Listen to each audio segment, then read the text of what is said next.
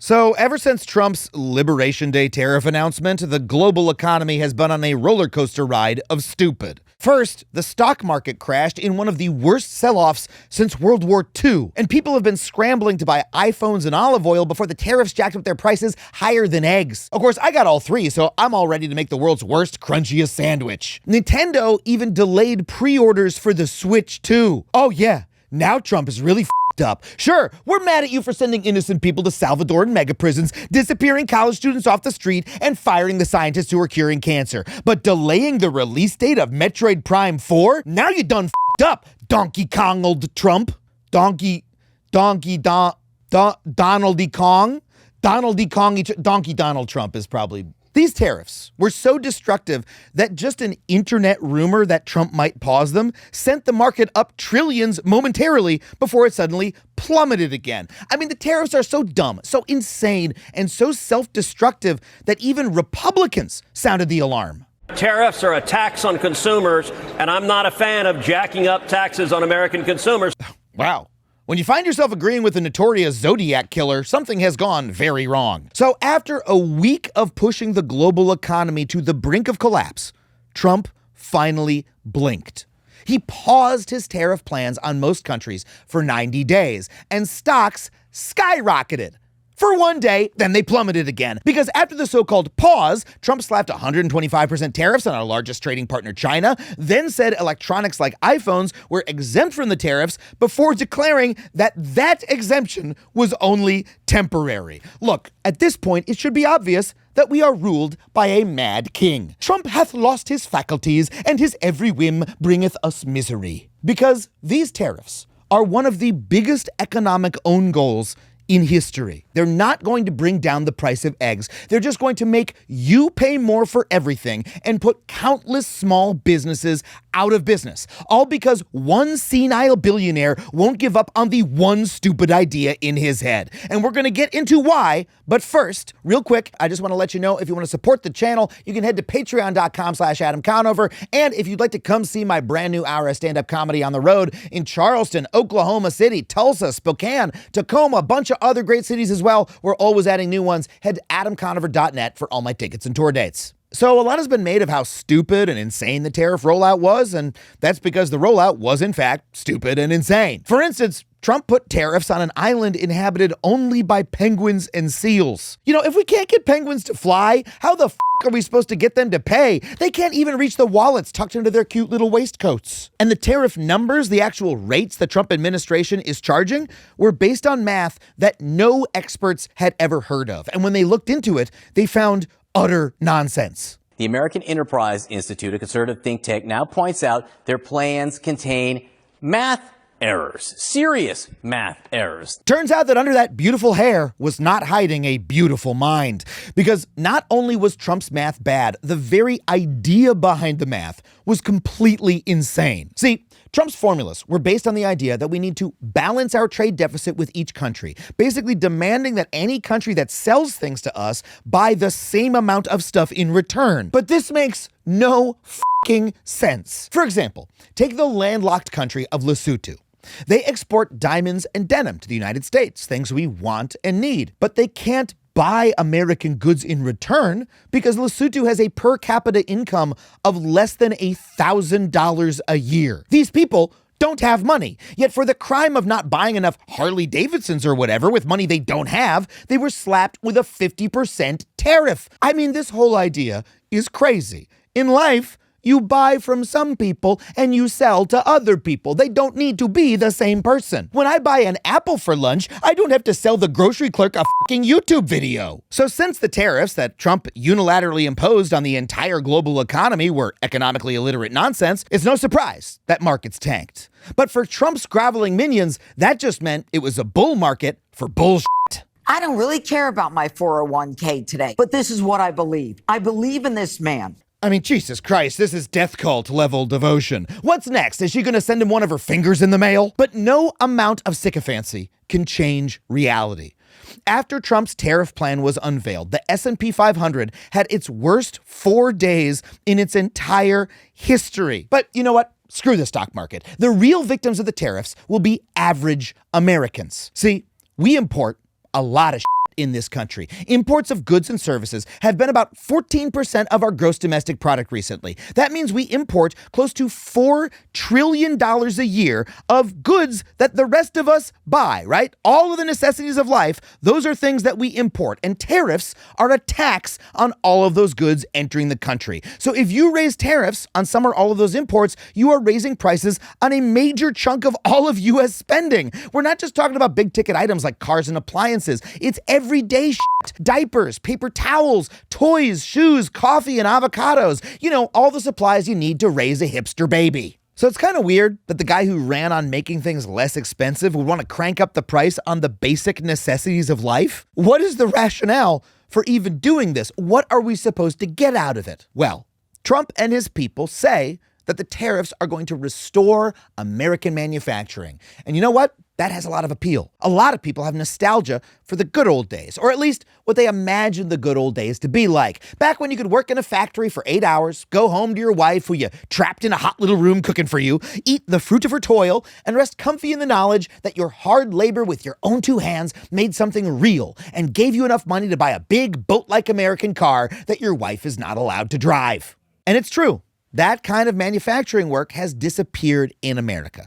American manufacturing employment peaked at over 30% in the 1950s, but today, manufacturing jobs are under 10% of employment. So the idea behind these tariffs ostensibly is that by making things we import more expensive, it'll bring back the good old days by forcing business owners to start producing them here instead. But unfortunately, there are about 1 million reasons why this will simply never work. First of all, we live in a very different economy today than we did in the 1950s. As Americans have gotten richer, we've spent less of our money on stuff. So one of the reasons we make less stuff is because we buy less stuff. Instead, we spend more of our money on services. And that is also where, surprise, surprise, more of the jobs have gone in our economy. That's right. Don't let those Black Friday riot videos deceive you. Americans topped out on materialism as a percent of income decades ago. And in fact, this kind of transition happens in every economy. The more developed an economy gets, the less manufacturing jobs it has and the more service jobs it has instead. We're also in an era of increasing automation, and it is way easier to automate a factory worker's job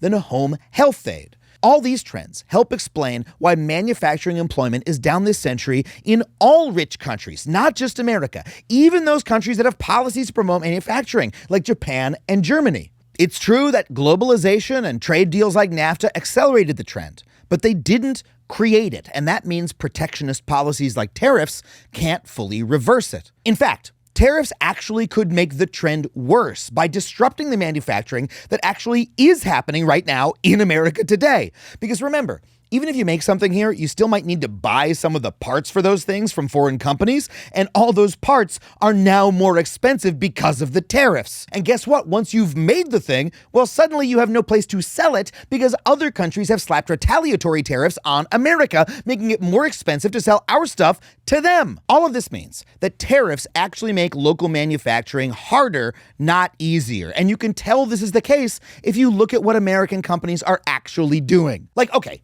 if the tariffs were actually a boost for manufacturing, then an American company that makes automation tools for factories would probably be ramping up production to supply all those new factories that are coming, right?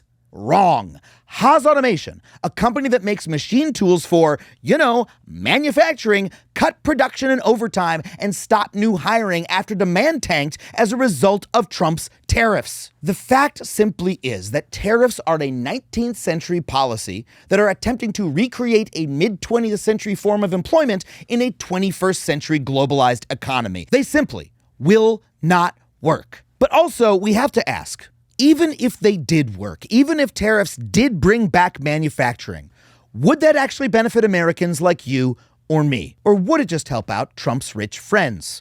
Let's look at how Trump's Commerce Secretary is pitching the idea. The army of millions and millions of human beings screwing in little screws to make iPhones, that kind of thing is going to come to America. It's going to be automated. Okay, so according to Lutnick, the tariff dream is that sweatshop jobs are going to come to America, but then they're going to be automated. Okay, so are Americans doing the shitty jobs or are robots? Do Americans really want to work in sweatshops, whether or not they're also working next to a tired, sweaty robot? I mean, it's not like unemployment is at record highs. It was at just 4.2% last month. So where are all these new sweatshop workers supposed to come from? That last stat, by the way, came from our data partner, usafacts.org. If you want real data straight from the government, they're the place to go. And in a time when it's so hard to trust what you see or read, it's really critical to have useful and reliable data. And usafacts.org is a great resource for us when we're writing and researching these videos. So check them out. Once again, that's usafacts.org. So if unemployment is not at record highs,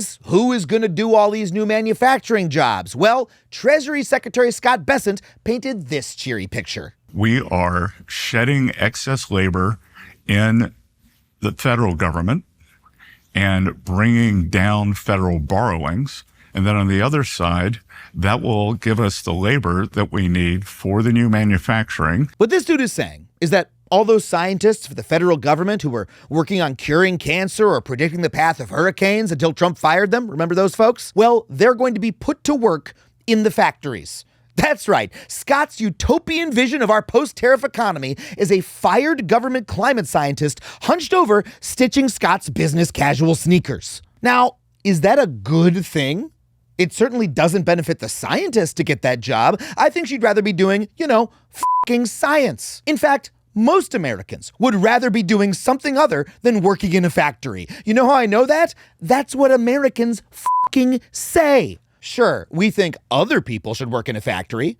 Over 80% of Americans say that the country would be better off if more people worked in manufacturing. But only 20% say, I would be better off if I worked in a factory. You know why? Because working in a factory is fucking hard. It's loud, serious injuries are incredibly common, and you have to eat your lunch every time the cartoon whistle blows. Given the choice, a lot of people would prefer to kick back at a desk job and use all the nice things that other people toil away making. And you know what? That's what Howard and Scott and Trump are gonna do. But they want you to be the one working in the factory. I mean, think about this. The right wing spent the last decade telling the rest of us to learn to code. Now they want us to learn to sew Nikes instead. These tariffs are fundamentally condescending. They're cooked up by rich assholes like Lutnick and Trump who think it's better for other people to work in factories even when those people don't want to. In fact, every part of the tariffs will hurt disadvantaged and average Americans most. Folks who earn less money spend more of their total income on necessity goods like diapers and towels than the wealthy do. So when the price of goods go up, they're impacted more. And even though the whole fucking point of the tariffs is allegedly to protect American businesses, they are guaranteed to bankrupt countless small business owners across the country. Look, let's do a little math. America imported $438 billion worth of goods from China last year. Recent data shows that 41% of those imports were for small or medium-sized businesses. Now, if you throw in the 125% tariffs on Chinese goods that are now in place, I calculate that millions of small business owners are currently 100% your local plumber, your favorite board game creator, your favorite online clothing retailer, even the guy selling this fidget slug with the Rock's head on Etsy. Sure, this abomination is 3D printed, but where do you think 3D printers and 3D printer goo come from? China, motherfucker! All these small business owners, these real people, are going to have their livelihoods obliterated by the tariffs. And you know what? A lot of small business owners voted for Trump. So again, why is he doing this? What is the purpose of all the pain he is causing to his own voters? Well, the answer is weirdly simple. Donald Trump just loves tariffs. Like he's simply inexplicably obsessed with them as a concept. Simply the word tariff sends a charge through his body all the way from the top of his head down to his aged genitalia. I mean, you think I'm joking. But you have to remember, he's a very old man and his brain is melting. You know how your grandfather got weirder and weirder the older he got until he started insisting on putting ketchup on his pancakes and accusing the gardener of stealing his bicentennial coins? That's Trump. For more than 40 years, Trump has been haranguing countries for taking advantage of America and demanding they pay up. He took out an ad in the New York Times with this theme in 1987. He literally scribbled trade is bad on a speech draft during his first term. The man is clinging to tariffs not because they're a good idea, but simply because of the passionate belief that other countries are bad and so is trading with them, period. That belief is just a part of him. Tariffs are so deeply personally ingrained in Trump's personality, he is willing to crash the entire global economy just to enact them. In other words, we are being ruled by a madman. And it isn't just me saying this, it's the fucking hedge fund managers. Look at this quote from an economic research firm recently. In the last few days, we have had many conversations with macro fund managers, and their concern is that the White House is not acting rationally, but rather on ideology. And some even fear that this may not even be ideology. A few have quietly wondered if the president might be insane. Cool, Wall Street guys. Would have been great if you had figured that out before you got him elected, but you didn't. And now, the one silver lining of this economic crash is that we get to watch all of you Trump-simping billionaires lose your goddamn shit. Ken Langone, the Republican co-founder of Home Depot, whose company could be well and truly f***ed by these tariffs, called them, among other things, bullshit. Even the weird kid who Trump lets come over to his house sometimes, Elon Musk, railed against the tariffs to no avail. And billionaire Trump bootlicker Bill Ackman threaded a needle between hysteria and obedience by saying that the tariffs could cause economic nuclear winter while blaming Lutnick rather than Trump. But don't worry. Bill weathered the storm, and after Trump backed down, he proudly reinserted his tongue right back in Trump's ass, Patriot style. Now look, none of this is to say that globalism and unfettered capitalist free trade are wonderful things. They are not. They've been good for some people and some countries and very, very bad for others, including a lot of working people. In America, free trade gave us a lot of cheap products at the cost of ruining some manufacturing communities. On last week's podcast, Trey Crowder literally told me about how free trade killed the economy of the town he lived in and how that turned the town towards Republicans. NAFTA had passed. My town is very small, and it just utterly decimated my hometown, and it's to this day never really recovered. But sometime in that time frame, I remember my grandpa storming in holding a newspaper, and he throws the newspaper on the counter, and he says, "I'll never vote for another Democrat as long as I live." The neoliberal policies that did that to Trey's community were implemented by the Democrats, and they hurt a huge number of working people in this country. And that ended up not only wrecking the Democratic Party, they brought us all the way to Trump's Liberation Day. But you know what? If you want to do right by those people who were hurt, if you want a more just or fair economic system, which I do, you need to build one that, is actually more just and fair, not one that hurts the very people Trump is claiming to help. According to the Yale Budget Lab, Trump's tariffs will cost the average per household consumer $4,700. Prices for clothes are going to spike 64% in the short term, and 740,000 fewer people are going to be employed by the end of this year. These tariffs are simply going to be a catastrophe for working people across this country. Sure, they might be great for Trump and some of his billionaire buddies, because now corporate leaders and heads of state from around the world will come and beg the Mad King for mercy. "Oh, please, my liege, remove the tariffs and I'll kiss the ring on your tiny hand." But they're going to be a disaster for you and the people you know in your community. So we have to ask, if free trade capitalism has hurt so many people, how do we help them, if not with tariffs? Well, here's what I think. I think when we think back on the good things about the middle of the last century, we're not actually thinking about manufacturing at all. We're not thinking about the factory itself. We're just thinking about having a good job. A job that guaranteed you a solid wage and a pension and enough time off to watch your kids grow. And you know what brought us jobs like that?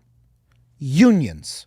Unions that gave the average person power and dignity at their job. Unions that used to be everywhere in America, representing millions and millions of Americans. That is the economic system that people miss. But as I have covered elsewhere on this channel, the wealthy obliterated that system. They destroyed it and pocketed the rubble, sending unionization rates into the basement. And now they want to send us all back to the factories without unions. In fact, Trump has declared war on unions again, so that we can all make even less money, they can make more, and Trump can feel like a big, powerful king. Well, that. If we want to improve average Americans' jobs and lives, you know where we can start? Not by making everything more expensive and kicking us out of our current jobs and sending us back to the factories. We could make it easier for working Americans to unionize the jobs we already have so that we have more power in the workplace and can fight for better wages and benefits. We could do it by improving the social safety net so that unemployment doesn't mean going hungry or homeless. We could do it by instituting paid parental leave so that parents don't have to choose between feeding their kids and spending time with them. And we could do it by building a movement that fights for all of these things loudly and optimistically, that makes the case that we really can have an economy that works for all of us if we believe in it enough to build it. And you know what?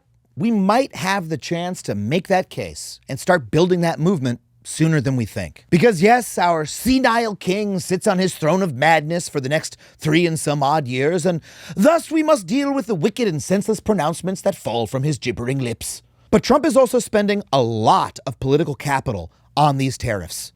One of the darkest honeymoons in presidential history is almost over, and Trump's poll numbers are going down. Turns out a lot of people are really pissed about the switch too. So as millions of people around the country start to be hurt by Trump's tariffs, we need to keep reminding them whose fault it is. Sure, but that can't be all we do. We also need to explain that there is a better way, and we need to build a movement that lets us fight for that better way together. Because if we want an economy that works for average Americans, then average Americans need to run the fucking economy, not a single deranged billionaire signing dumbass decrees from on top.